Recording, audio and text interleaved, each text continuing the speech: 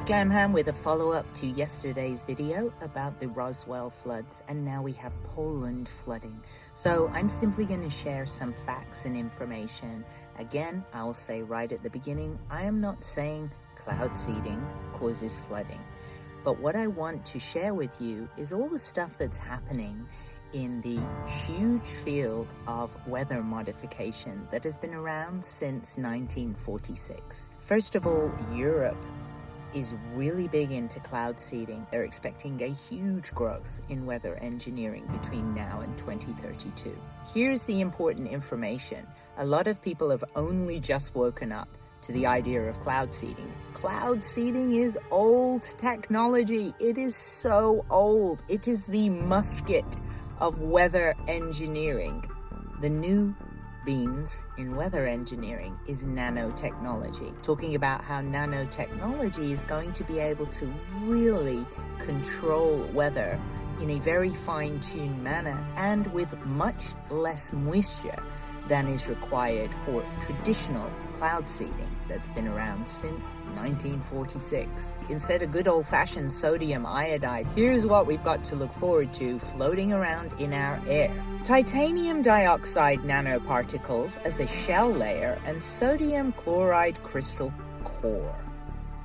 They are looking to sell this technology for commercial purposes, of course, because that's where the money is. And hopefully it will really be beneficial to people like farmers who need all the help they can get. But the farmers certainly need to know the research on what all that little chemistry set is going to do when it actually rains down on the crops. Not to mention the people eating the food. Not surprisingly, China's big on this too. They have a huge population. Who wouldn't be in on this? If I was the ruler of a country, I'd be looking into how to control the climate for my farming and maybe for some military defense purposes, which is exactly what is happening. Everybody's in on this, so don't think that this isn't weaponized as well. There's a list of things that NOAA recognizes as weather modification techniques that are acceptable, including lasers. In the UK, there's a company called Oliver's Travels, and for muchos dinero, they will pre-rain your wedding.